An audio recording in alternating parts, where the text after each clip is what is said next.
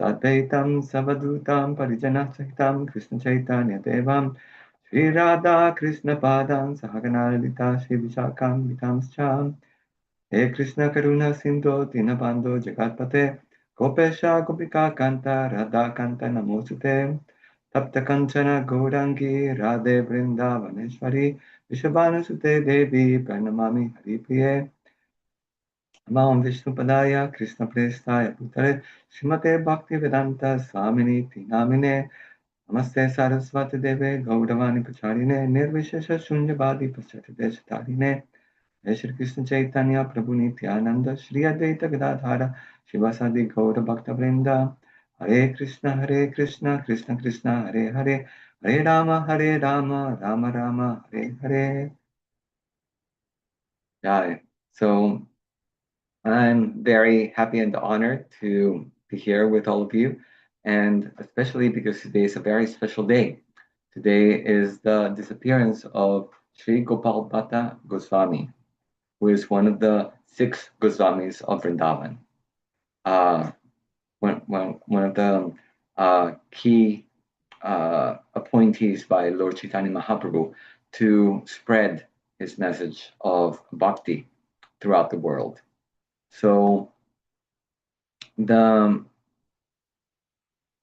if you have ever gone to Vrindavan, one of the most beautiful temples, and one of the temples that most of the devotees love to go to is the Radha Raman temple. Have you ever seen Radha Ramanji? He is the best dressed deity ever. He is very fashionable, and we'll hear about his story today. But who is the person that this deity manifested to?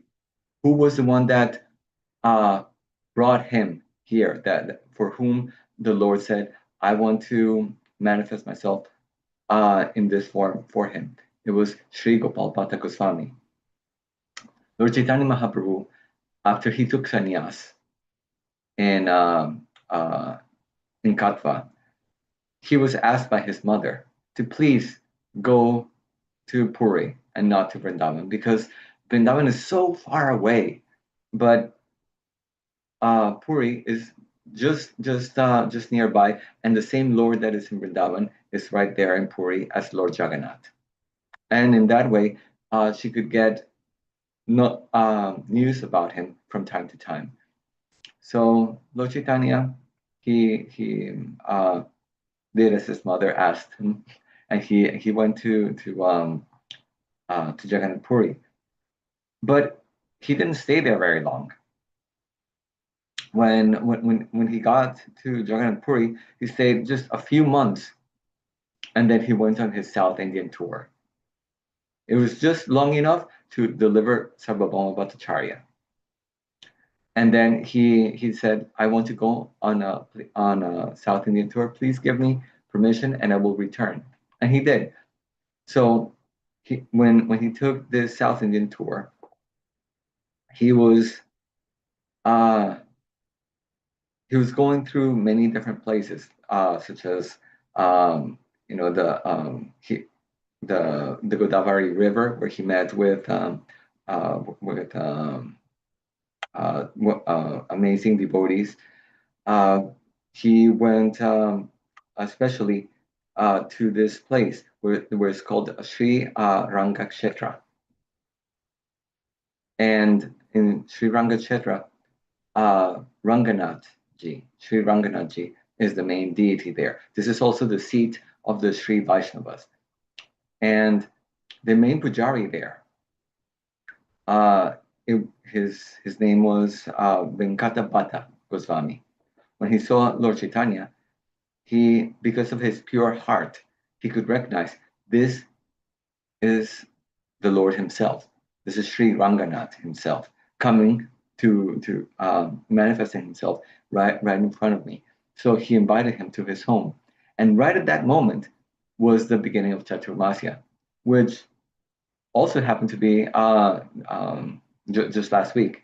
Is anybody following Chaturmasya?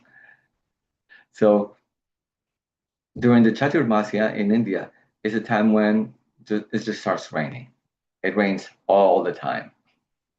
For these 4 months, it just rains constantly. And so it was a custom back then that sannyasis, once the Chaturmasi started, they could not leave. They had to just stay wherever they were at. Generally, sannyasis are supposed to just like continue walking and walking the earth, spreading the glories of the Lord. But during the Chaturmasya, they're asked to continue spreading the glories of the Lord, but in a specific place. So uh, Venkatabhata asked him, please, stay at my home during these 4 months. And the Lord, he acquiesced. He said, very well. And in the home of Venkatabhata, were his two brothers, Trimalabhata and Prabodhananda Saraswati. And also, there was his wife and his little kid. His little kid was called Gopal, Gopal Bhatta. And Gopal, sorry, Venkata Bhatta, when the Lord came to his home, immediately he washed his feet and worshipped him. And then he gave that foot wash as charanamrita to his brothers and to his family. And when Gopal Bhatta drank from that charanamrita, his heart immediately exploded with bhakti. Gopal Bhatta, at that moment, he gave his life and his soul to Lord Chaitanya. And it is said that during these 4 months, Gopal Bhatta would be Lord Chaitanya's personal servant. Whenever the Lord would be there, they needed anything, it was Gopal Bhatta who would go and do anything for him. Just very menial services, but he was always there for him. He would massage his feet, get things for him. He would always be listening. It was his life and soul to just serve the Lord during those months. At some point, Gopal Bhatta, he was just feeling in his heart that he felt dissatisfied. He felt, why is destiny so cruel to me? Why is it that I was born in a time when I have to see the Lord in as a sannyasi, performing so many austerities? Why couldn't I see him when he was in Navadvip, when he was so much enjoying with the devotees, when he had his long, beautiful hair, and he was dancing with Nityananda and with Sri Advaita. When he was married, and he was just enjoying. Now I just see him as a sannyasi, and it breaks my heart to see him performing all of these austerities. Why is destiny so cruel to me? And crying like this, he fell asleep. Now, when he was asleep, he suddenly saw himself in the streets of Navadvip. And as he was seeing these, he saw Lord Chaitanya and all of his associates doing Sankirtan on the street. He saw Lord Chaitanya with his beautiful hair flowing down to his, and curling around his beautiful moon-like face. He saw all of the devotees chanting there with him, and Lord Chaitanya also had jewels, and he had a dhoti which was folded in 3 places. He had a beautiful garland, and as he was in that dream, Lord Nityananda and Lord Advaita came up to him, and just as they were about to tell him something, the dream broke, and he woke up. Oh my God, that is so painful. If you've ever had one of those things where I want to go back, that was Gopal Bhatta Swami at that moment. And then he just ran to where Lord Chaitanya was at that moment. And he fell and prostrated himself to him. And Lord Chaitanya, at that moment, he turned he gave the darshan to Gopal Bhatta of himself as Lord Krishna with a blackish complexion, holding a flute. And uh, and then after that, he gave his darshan as uh, Lord Chaitanya, but with his flowing hair as Navadeep Chandra. And then finally, he showed himself as sannyasi. Then he picked up little Gopal Bhatta, put him on his lap, and they both just bathed each other in tears. After the 4 months, well, before that, one of the things that happened during those 4 months was that Venkatabhatta was uh, a great devotee of Lord Narayan. Because in the Sri Sampradaya, their conception is that Lord Narayan is the supreme, and that Lord Krishna is an expansion of Lord Narayan. Their understanding is that, well, the uh, uh, incarnations of the Lord, such as uh, Narasimhadev, he came out from a pillar. He was born from a pillar. Uh, and For example, Lord Varaha, he was born from the nostril of Lord Brahma, and Krishna, he was born from Devaki, and Lord Balaram was also. So they are all born in this world, but Lord Narayan, he's not born; he's always there. So their idea is that all of these incarnations they are an expansion of Krishna. So Lord Chaitanya wanted to set the record straight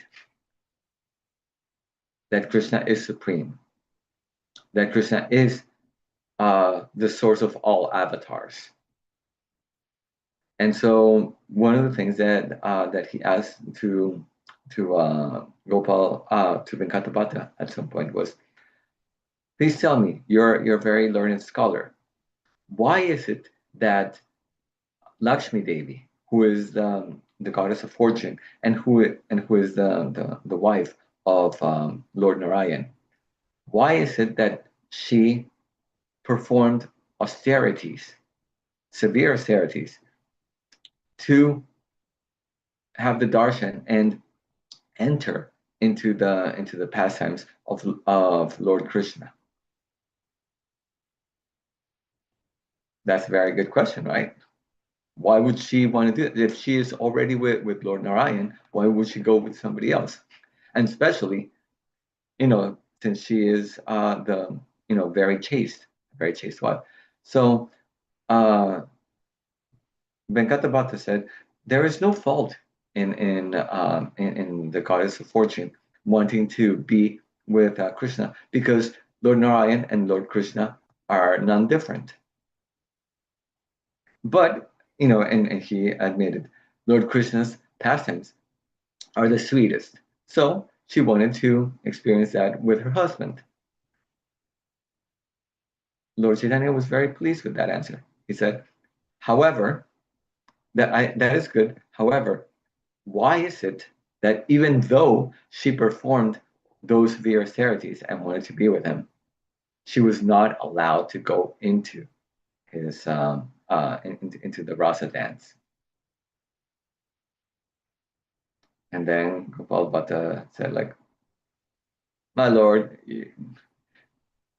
I don't know. You're the supreme personality of God himself. You're Krishna himself. You please answer this question.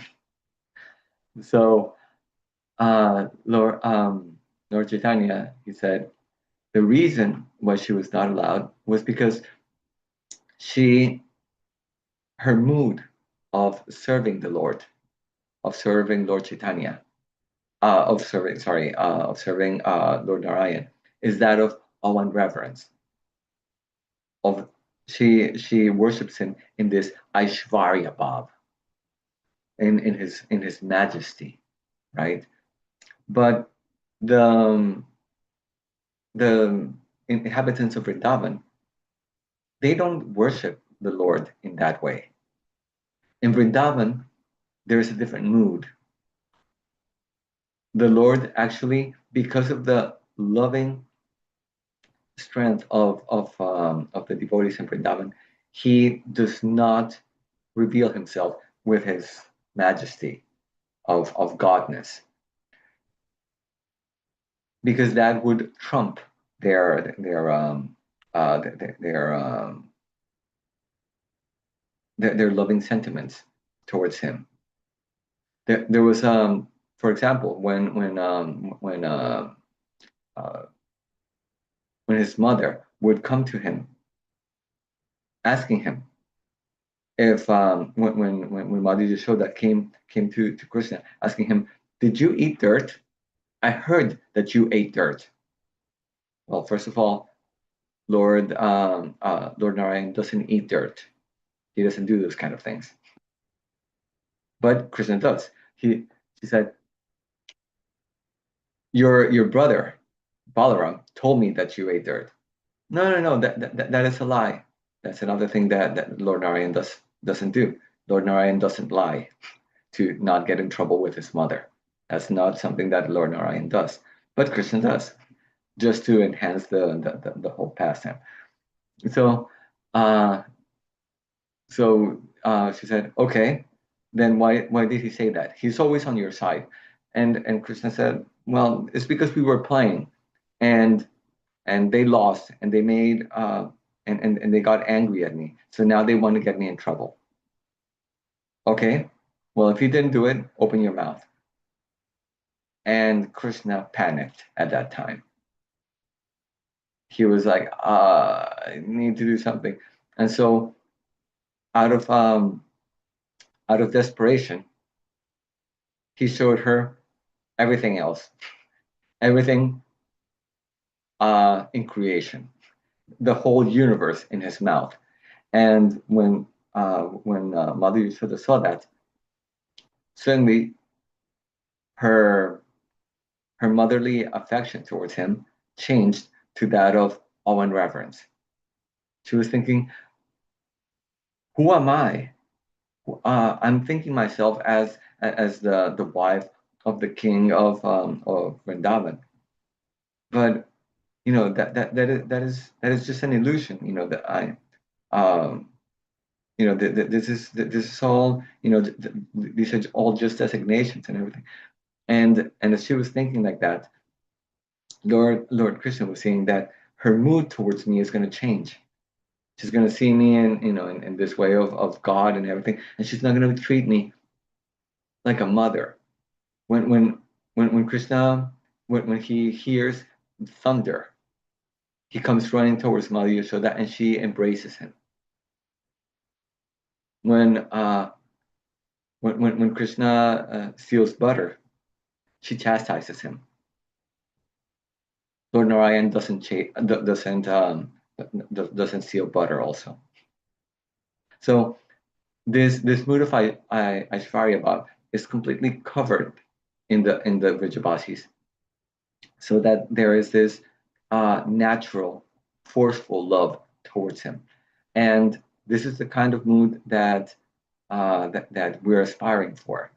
We're trying to come to the spiritual world, but not just any place in the spiritual world. We're trying to come and follow in the footsteps of the residents of Vrindavan.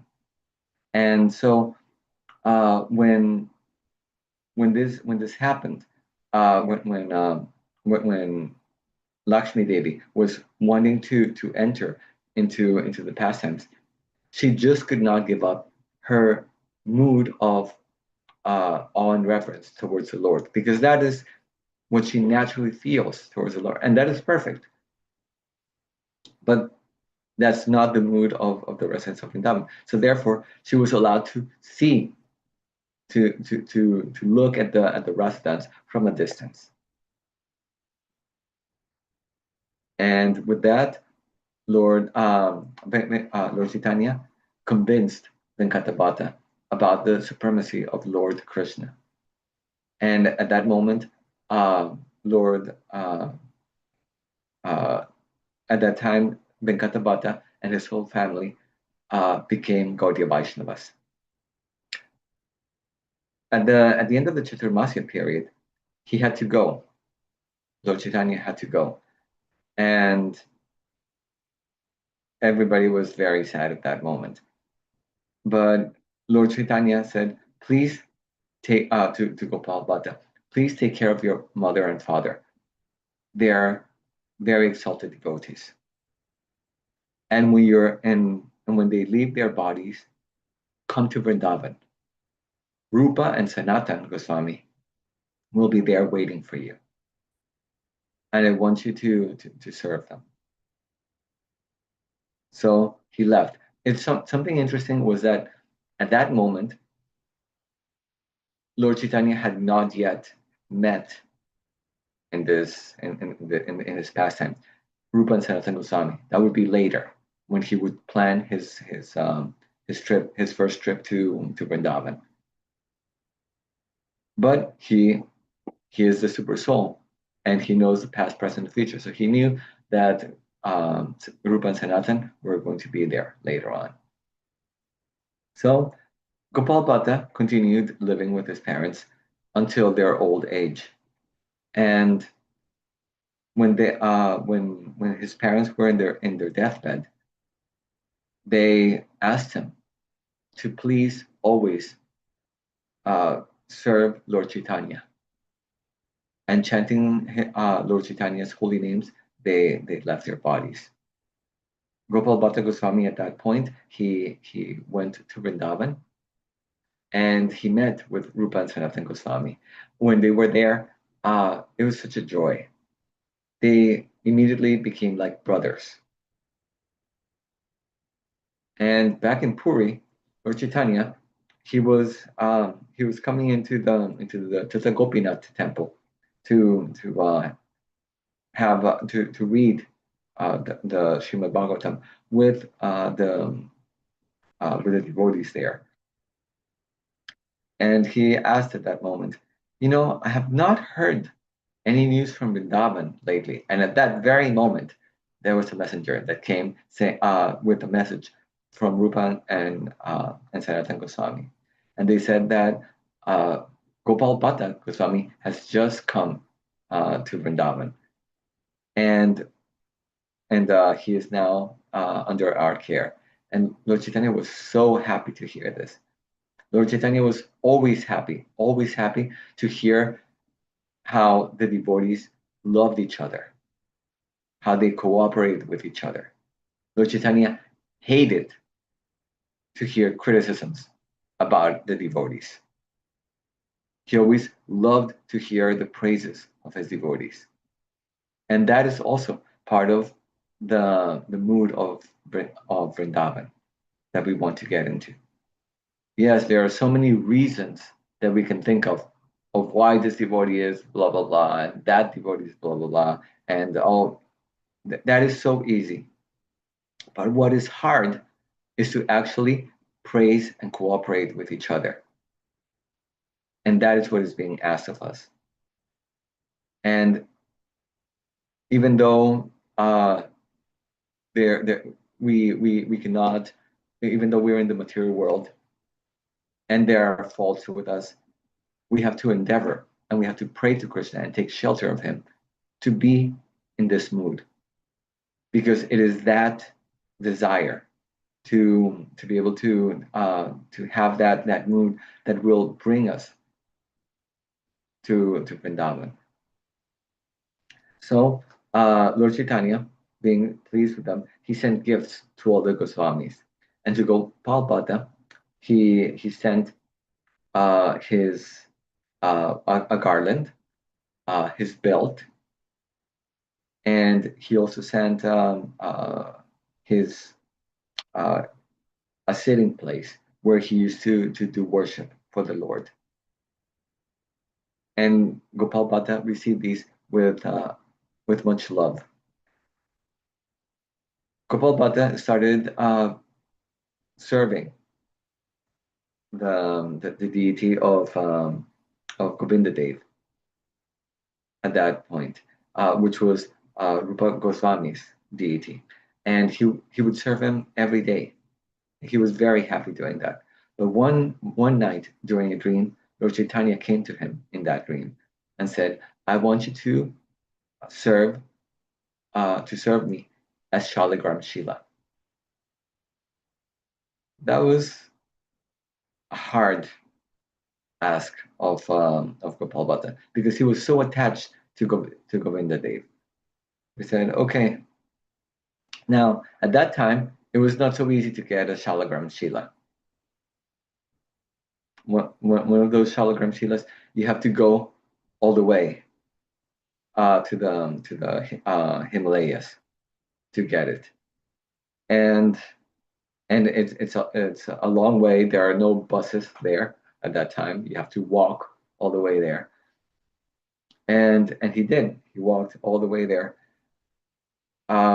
You have to get them at a very sacred river, the Kali Kandaki River, and he put his hands in the water, and from there, all these Shilas came to him.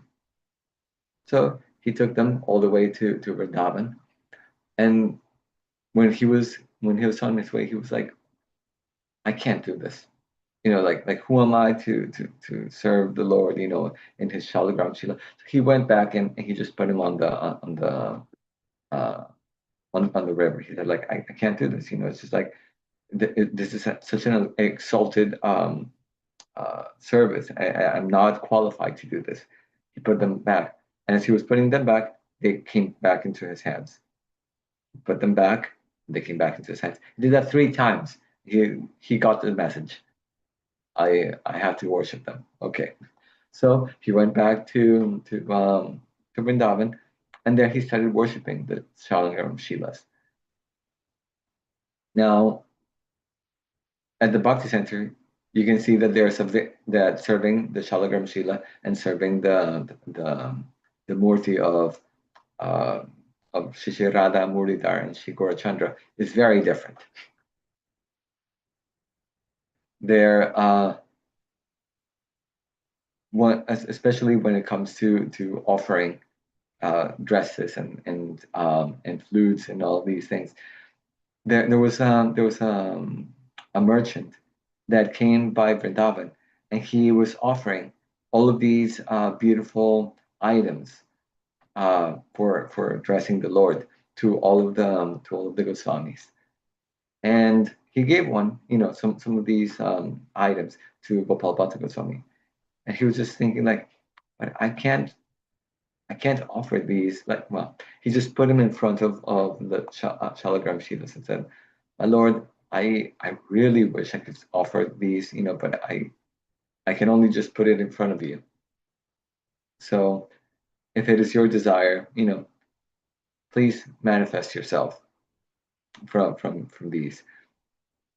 And actually, it was the next day was going to be Nishinga Chaturdasi, and so he said, "My Lord, if just as you came out of a pillar to protect your devotee Prahlad, please manifest yourself from these rocks, from these shilas, if you so desire." And he went to sleep. The next morning, on Nishinga Chaturdasi, he woke up. He went to the river, took his bath, and then he brought the some water to do his worship in the morning. When he opened up where he kept the shilas, he saw that the Damodar Shila had manifested himself as Shishi Radha Ramanji. Shishi Radha Ramanji ki jai. So Radha Ramanji, it said that the Pujaris say that if you look at Radha Ramanji in the back, generally it's only the Pujaris that see that, but they say that in the back you can still see where uh, the Shila that Radha Ramanji came out from is still there in his back. And Radha Ramanji was so beautiful, so incredibly beautiful. And all the Goswamis, they came to see him. My God, it's a self-manifested deity. And they noticed that this deity was perfect in every way. The, the three main deities of Vrindavan, uh, Madan Mohan, Sri Govinda, and Gopinath, they are all they were all given they were all brought about because of the great grandson of Lord Krishna. He wanted to have a deity that looked exactly like Lord Krishna, and so he asked Rohini to please tell the deity carver how Lord Krishna was exactly. And so they made it for Celia, and she said, "Oh, his legs look exactly like Lord Krishna," and that was Madan Mohan. Then they made another one, and she said, "Oh, uh, his face looks exactly like Lord Krishna," and that was Govinda Dev. And then they made a third one, and it was, "Oh, this one has the chest exactly like Gopinath," and that was like Krishna, and that was Gopinath. Now, when the Goswamis looked at Sri Radharamanji, they said he has the legs of Madan Mohan, the chest of Gopinath, and the face of Govinda Dev.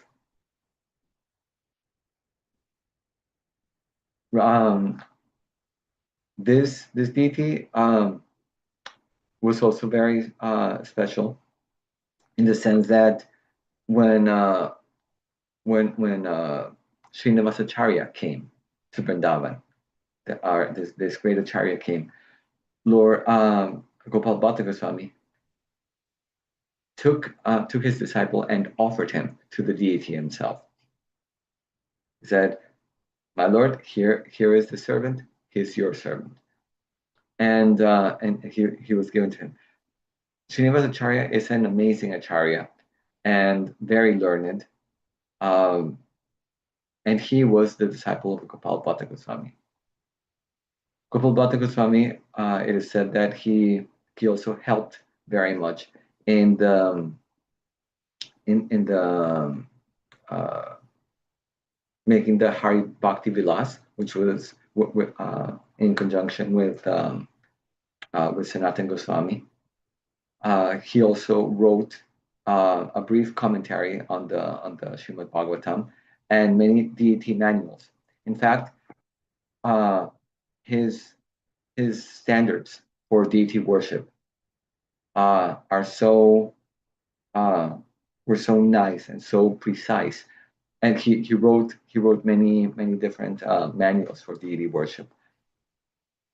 That Prabhupada, he told the ISKCON devotees, please, if you want to learn uh, nice deity worship, go to Radha Ramanji temple, and from there learn from them. The Gopal Bhatta Goswami, when he loved to travel around, and one day a man came to him saying, Goswamiji, I really want to have a son, and I have not been able to. Please bless me so that I can have a son. So Gopal Bhatta Goswami blessed him, and he had a son. And he was named Gopinath Pujari.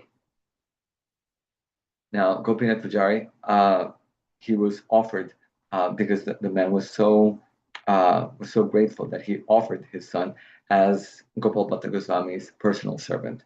And Gopal Bhatta Goswami engaged him in the service of Radha Ramanji. And it is the descendants from Gopinath Pujari, that are now taking care of Radha Ramanji after all these years. Gopal Bhatta Goswami, he has two bhajan kutirs, one in Radhakund and one in Sanket. Sanket is that meeting place of Radha and Krishna that is just between the places where Radha and Krishna lived. So that is their very special meeting place. And in Sanket, there is this hole in the ground. His bhajan kutir is a hole in the ground. It's a cave, an underground cave, and you can go in there and just sort of crawl inside. And it is said that it's not that little cave. It's not even big enough so that you can stand. All you can do is just sit in there, and there's no cross ventilation. So it's just whatever's coming from that hole. But Gopal Bhatta Goswami would stay for months at a time, just chanting the names of the Lord and just being absorbed in meditation of Him in that bhajan kutir. He would also meet with the regularly with the other Goswamis of Vrindavan in the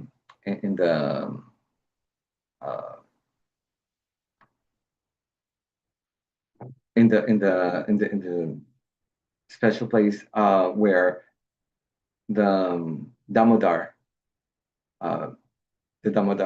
deity of Srila Jiva Goswami is right now. In that temple, all the Goswamis would get together, and that is also where Srila Prabhupada was before he came to America. It was from that place also that Gopal Bhatta Goswami sent with Jiva Goswami, where he sent them. He sent off his disciple Srinivasacharya with Narottam Das Thakur and Shamananda Pandit. He sent them all to distribute books. So there, Gopal Bhatta Goswami is very integral to our Gaudiya Vaishnava, and the very special literature of Srila Jiva Goswami, that the Sandarbhas. He credits the Sandarbhas to Gopal Bhatta Goswami because he was so learned. He said that actually in his humility, he says, like, I just edited it. I just compiled it and edited, but it's basically everything by Gopal Bhatta Goswami. So on this day, we can remember Gopal Bhatta Goswami and pray for his mercy, that we may be able to follow in his footsteps in serving the Lord and serving Lord Chaitanya's mission under Srila Prabhupada. Thank you very much.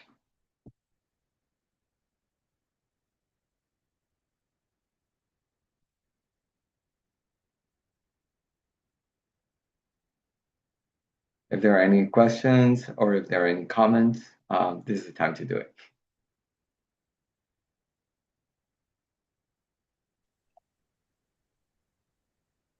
Hare Krishna, can you hear us? Yes, Prabhu. Yes, Prabhu. Yeah, wonderful. Krishna is so wonderful that he's giving us these personalities and their pastimes and drawing us into learning how to be a devotee. And there's so many varieties of ways that people express their love for Krishna and ways that they interact with the Lord. But this is inspiring and purifying. And we have so many different novels and movies about different heroes and what they did and their adventures, but these are all connected to devotional service to Krishna. So we thank Krishna for that gift. And we also like to hear about your pastimes. Because you are definitely a transcendental personality and Krishna's working in your life. Anything you want to share with us about your adventures down there in the Bhaktivedanta Institute? Um, well, recently, what I made a presentation memory, uh, on memory, dreams, and portals, Whoa. and I presented it at both at the Bhaktivedanta Institute for a series that they had, and also at the farm here, in Houston. And one person caught hold of that, and she's the director of the Jung Center in Houston, uh, as in Carl Jung, and she was saying, wow, this sounds very interesting.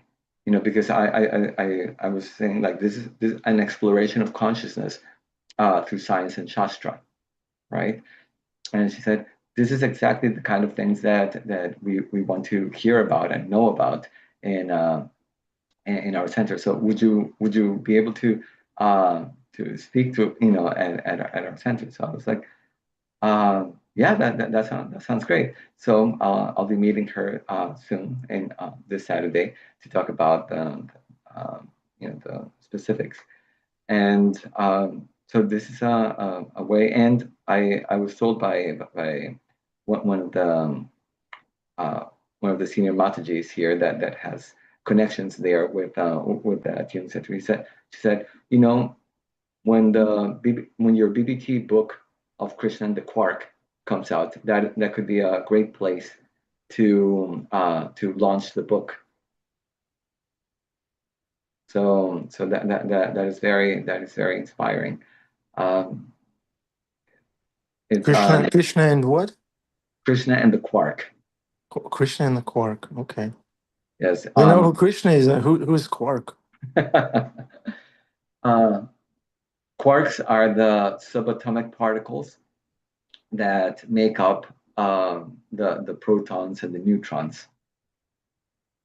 And so it's a book that talks about Krishna and science and physics. So the Bhaktivedanta Book Trust, they approached us at the Bhaktivedanta Institute and said, we would like a book that has these two things together. Hmm. We would like some scientific preaching. So could you make something for us? So we wrote that book. So is Quark something like Paramatma or something? It's uh, Paramatma's finger, maybe? the quarks are an emanation of the Paramatma. Okay. I go more into details into the Sankhya philosophy about what are the what are these quarks in relationship to like the atoms of Vaisheshika, or the tanmatras of Sankhya. Adipurusha Prabhu is very eager to read that book. Right, Adipurusha Prabhu? Not everyone knows that Prabhu is a PhD in astrophysics. So that's his realm of exploring Krishna's creation. But this subject matter of dreams, there's so many stories where devotees have dreams or Krishna, very mystical revelations where Krishna speaks to them or the Guru speaks to them from uh, a level of consciousness on a very subtle level. It's fascinating. When I was in college, a friend of mine worked in the Montefiore Hospital in they called it the Dream Lab.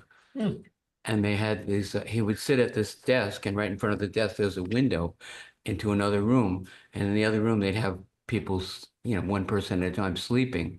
And they had him hooked up to an electroencephalograph machine and galvanic skin response machine. And did a lot of experiments with dreams. And I didn't know we dream so much every day, every night. We dream 5, 6 times. Anyway, with the conscious Radha Murali are appearing here.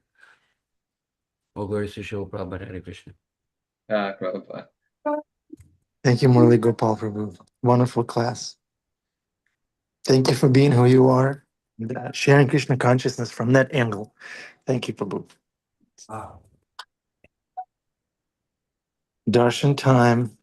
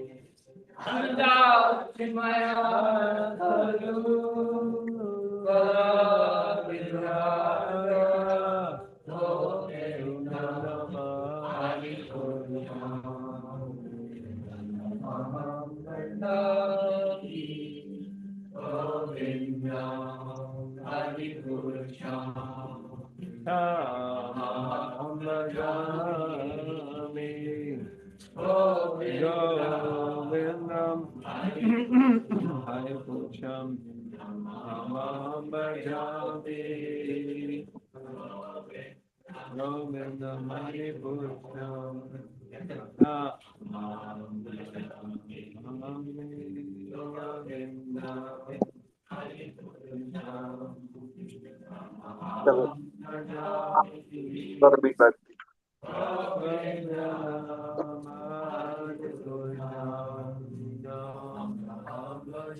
Oh, oh.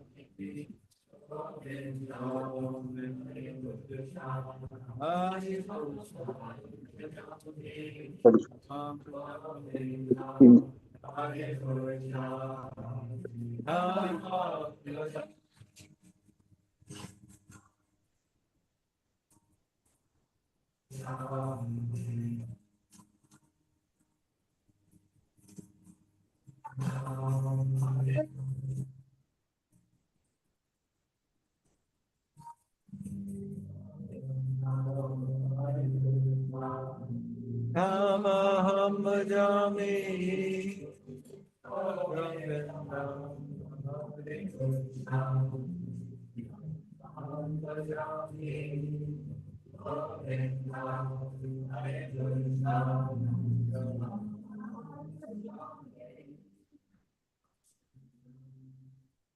Shishirada Muralida Gaurchandra Bhagavan Ki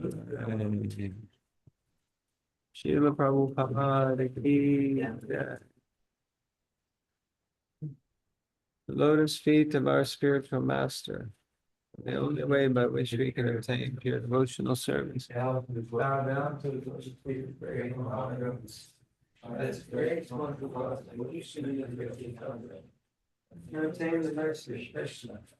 My only wish is to have my consciousness purified by the words and name of his lotus path. Attachment to his lotus feet is of all the way. The order to my heart and eyes to kill my heart and transmit the love. He is my Lord, right after birth. My hand is that was right on the next. My name of the children. The Holy Scriptures sing this. Our spiritual master is the ocean of mercy. Before our Lord and Master, oh, Master, make us to us. Give us a shade of our feet. Pains and all we take shelter to lotus feet. Jai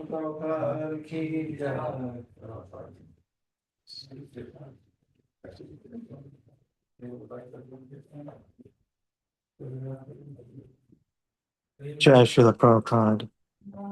Thank you, Janitai Prabhu. Welcome to the Afterglow. Murali Gopal Prabhu, you have a few minutes to stay over time with us? Yes, of course. Over time and over quarks. Krishna's beyond time and quarks. Cool. I'm really fascinated by this concept of quarks and all this time and space. And thank you, Murali Gopal Prabhu, for drawing the line between that and devotional service. Is that what the book will be about? Yes. Basically one of the things that we see is that when we bring about anything that has to do with science, some people will have the idea that science and religion have nothing to do with each other. You know, that if you're a scientist, you can't be a devotee, or vice versa. Or you see, like in the internet, a lot of people that a lot of Indians that say like, oh yes, oh yeah, we already knew that. Oh yeah, we've done that already. Yeah, like the speed of light, we've known that for so many years, and this other thing we did. Okay, good, but that doesn't really bring about any dialogue, anything interesting for scientists. It's like, okay, well, good, you knew that, and you know, is there anything now, right? So because of that, some years ago, I was invited to this particle accelerator in Russia, in Dubna, to speak about this subject. So I was there, and the JINRA, Joint Institute for Russian nuclear science, something like that, and I spoke about this. Is the idea basically looking at how Sankhya it can give us something about something new to speak about the material world, because in our scriptures there are so many interesting things about the spiritual world and the material world, and that is what we want to bring. Is like there are interesting things in Shastra. Why don't you look at Shastra? It is a source of knowledge, not just about ethics, because most people believe that Shastra is all about ethics. Don't be a bad person, and that's it. You know, don't kill anybody, basically. As no, there are very interesting things here about, you know, the material world, because of the fact that we're living in it. And the thing is that when you start getting into all of this, then you start seeing like, oh, so what is this Krishna? Right? You begin with space and science like that, but then eventually it takes you to Krishna. So it's just an entry point of eventually getting to that. For example, there's in Sankhya, you know about how the tanmatras, how it is said that Can you tell us what Sankhya is and how it's related to bhakti? Sure. So Sankhya is our metaphysics. It's the if you look at the Bhagavad Gita, right? There's a section there which is the Sankhya section. There's a karma, which is the first 6 chapters, right? But then after that, then there is the bhakti, which is in the middle section, and then there's the jnana, which is the last third of it. That jnana is based on Sankhya. Sankhya is one of the 6 philosophies, classical philosophies of India. Another one is Vedanta, but Vedanta is also based on that Sankhya. It tells you basically how is this world made up of, what does it consist of. So the idea of the 3 modes of material nature, when we're talking about that comes from Sankhya. Okay. When you're talking about the earth, water, fire, air, and ether, that is coming from Sankhya. When you're talking about the mind, intelligence, false ego, and chitta, that is coming from Sankhya. Okay. So all of that is being described because we need to understand, for example, what is the nature of the mind, right? To be able to, we have a mind, and we need to learn how to control it. So control it with what? With the intelligence. And what are these things? How are they working with each other? All of that is there. So along with that is also what is the nature of the mind and in its relationship to the body, right? So for example, you have the cart. The cart, if you've ever played and talked about XY direction, in a chart. He was the one who made that Cartesian coordinates, X and Y. He tried to say that there is a mind, there's a soul, and that is different from the material world. But he never could find a way to link them together. And because of that, later on, all the scientists, they just went to physicalism, which is the idea that everything just comes from matter. Everything is that's where science normally takes you. That we evolved from some bacteria, some muddy water. That's where usually normally science will take you. So it's very interesting how you kind of offer this exit from that pathway. Yes, because back in the time of the cart, that was up for debate. Now it's coming up a little bit more, but back then it was really like we have to figure it out. Like is there a soul which is different from matter, or is it all coming from matter? So Descartes was saying, he was saying it's 2 different things. There's the mind. He convoluted everything, like mind, soul, everything. Like that's one thing. And then the other thing is the gross body. And these are 2 very different things. They're made of 2 different. And people like that idea, but he could not say how they connected to each other. How do they talk to each other? And because of that, they stopped that. And physicalism, the idea that everything just comes from matter, that everything is that the mind and everything just comes from the brain. That physicalism, it took on after that. Now, if Descartes had looked into India and he had looked into Sankhya, he would have known that, oh, so there's a soul, there's the gross body, and then there is this mind, intelligence, and false ego in between. And then what is the connection? How do they talk to each other? In India, they've known this for thousands and thousands of years. Prana. Prana is the link between the gross body and the subtle body. Everybody knows that with pranayama, you're able to control the mind, right? That has been known for many years like that. And also, anybody who has practiced martial arts, that has done, working with the chi, with the ki. They know that from the mind, they can control the body in amazing ways, in ways that you wouldn't expect it. Just working with that prana, with that chi, with that ki. These are things all within Sankhya. And that allows for people to start believing that there is a soul, that everything is not just coming from matter. So when you open that possibility, then you have to ask, well, what is the source of this soul? What is the source of this matter? And that's when Krishna comes in. Yeah, Srila Prabhupada has a little book called Life Comes from Life, where he argues for that point. If you claim that life evolves from matter, then prove it. Create One one cell that one is of the not things coming that from life, then we can talk.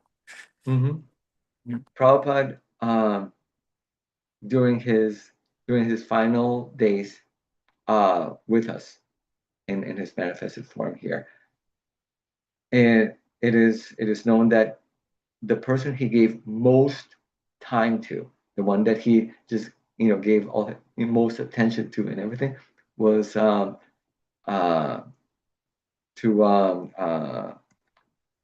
the disciples at the Bhaktivedanta Institute. That was his focus. He wanted to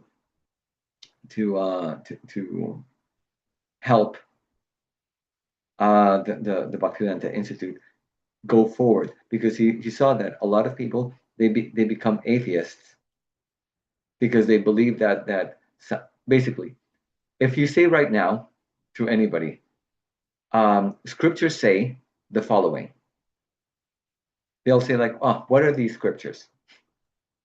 Yeah. You tell them Shastra says this thing, and they go like, well, who wrote that Shastra, and how do we know it's not man-made, and blah blah blah like that. But if you say the studies show, right? Studies show the following thing. Oh, yes, they'll believe it. They won't even ask what studies, who made those studies, in what journal it was in. No, but scientists say that is the new Shastra for many people. That is where their faith is at. So if we can, okay, let's talk on since this is what you believe in. Okay, let's do this. Let's do this.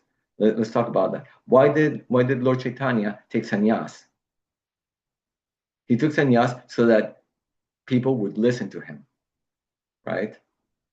I tend to venture to say that if Lord Chaitanya was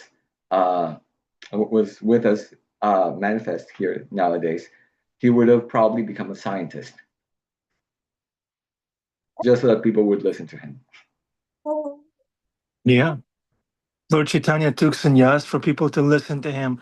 Murali Gopal Prabhu took PhD for people to listen to him. Thank you, Murali Gopal Prabhu. Yeah, we're not anti-science. We're not against dentists. We just need to draw the line.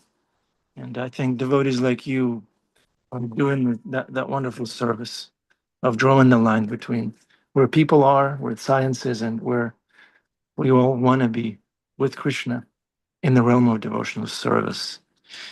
Thank you, Prabhu. Thank you very much. We can take one question, maybe one and a half. It has to be science related, maybe even challenging. Nobody dares to challenge Murali Gopal Prabhu. Yeah. Adipusha Prabhu, would you like to speak? Maybe briefly? Maybe Angel wants to speak. No, we're okay. You're okay. Okay. The conclusion of Murali Gopal Prabhu's book will be Take Prasadam, Chant Hare Krishna. Is this where you're taking the audience, Murali Gopal Prabhu? Yes, at the very end, it's about bhakti, really. Yeah. There's an exploration about this, exploration about that, but the end of it all is bhakti. Yeah. If there is no love, what's the use? We say. Mhm. Sundaranandaji is raising his hand. Wow. Let's see. Are you a scientist, Sundaranandaji? No, no, I'm not. But I have a question where I have Sham in the car, and then all the kids have a question like, what about all this Darwin's theory and the dinosaurs and everything? They make it so convincing. Yeah. So how do you answer that, Murali Gopal Prabhu? Yeah, that's a good question. Sariputta Prabhu also had that question. He was in the Brooklyn Temple, and he was listening to all the lectures, and in his mind he was like, "What about the dinosaurs?" Uh, so if you've noticed, uh, in the Kali Yuga, everything is very degraded, right? What about what if you look at the previous yugas? Everything was bigger, and for example, the human beings in every single in every single yuga, they become smaller and smaller, and their capacities become more and more limited, and also everything else is along with it, not just humans, everything else. In the 11th canto, we hear about King Akutmi and how he went with his daughter to Brahmaloka, and afterwards she was when they asked Lord Brahma, can you find a good husband for her? He said, well, all the ones that you were thinking about, they are dead already because of the different the time difference that there is between us here and there at that time.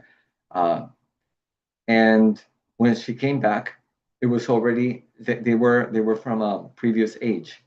I think it was either no, sorry, it was either Satya Yuga or Treta Yuga, but they came back in Dvapara Yuga, and she was bigger. Lord Brahma said, "Okay, you can Lord Balaram has taken uh, birth in the material world. You can marry him." And so Lord Balaram, when she came in, she was much bigger than him because she was from another era. He got his plow and brought her down to size so that she could be, just the nice size with him. So it has been seen many times uh, in archaeological finds. Not many, a couple of times, they have seen things that are of humans, but of giant humans, like giant footsteps and like that. They're not talked about so much because if you talk about it, then it's how do you explain it? So a lot of these things are not talked about. They're covered. Even though they discovered it, they cover it again because it doesn't go with the theories. And in fact, if you bring it out, you can endanger your career by doing that. And that is something that Sariputta Prabhu showed with his book um, uh, Forbidden Archaeology. He challenged them, saying like, look, there are all of these things that have happened, and you have covered it up. And they started trying to disprove him from all this, but there was one thing that they could not uh, really uh, disprove all of the things that he brought up, and it was the fact that there is this uh, double standard in science where that is the filter. There's a scientific filter that if something does not uh, come, if it does not fit the mold, then it will be silenced. So, but as I said, uh, there has been evidence that there were people and everything that were much bigger. So obviously, the reptiles were also bigger. back then. And and as we see nowadays, there are different types of animals, that go extinct. So some of those, might have been the ones that we see uh, in the museums. So it's not a contradiction. For example, look at the monkeys, right? Hanuman. Hanuman was a monkey, and he was also human-like, right? Those are the Banaras. But nowadays they may be taking them as like, oh, those were pre-humans. That's a possibility that we have to take into account. That they were looking really was at Vanaras. They were not looking at, which is a different type of species.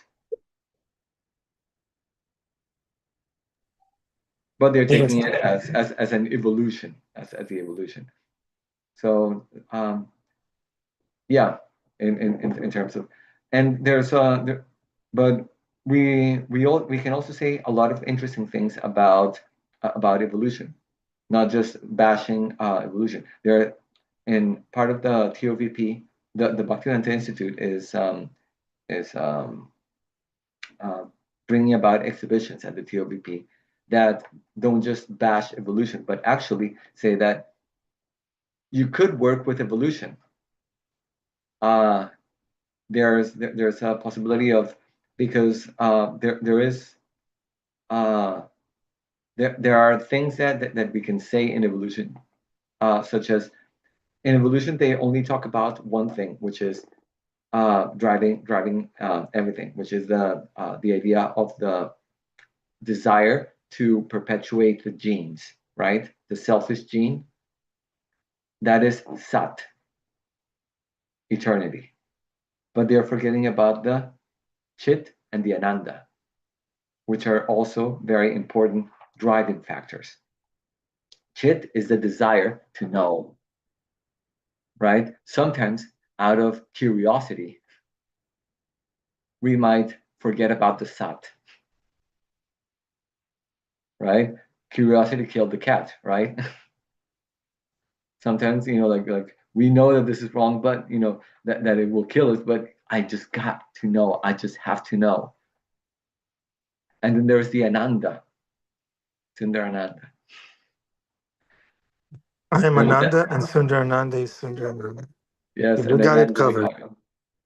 So there's this desire for pleasure. Sometimes we know something is bad for us, is going to kill us, and still we do it because we want pleasure. We want that Ananda. So it will go against the sat. It will go against the chit, but we want that Ananda. We want that experience of pleasure, and that is not talked about so much in evolutionary theory. They see these things as just like byproducts, but it's like, no, if you take it as something that is uh, that is at the very beginning, it's fundamental. Now you have the new possibilities of understanding science. So that this is like examples of what we can bring, things of what we can bring from our tradition that can work. Not just like, okay, we challenge them, but we also want to show that we're not just like, okay, now you have to forget everything and you can't work anymore. No, it's like, okay, you can keep working, but why don't you work on this, right? Why don't you explore this thing? And this will allow, for new generations to actually start looking into it and working in conjunction with Shastra. and not against it. That is what we're trying to do. We're bring in a dialogue for people. Thank you, Murari Gopal Prabhu. Okay. Sa, would you like to say Hare Krishna and conclude our offering today? Sa, please, if you can.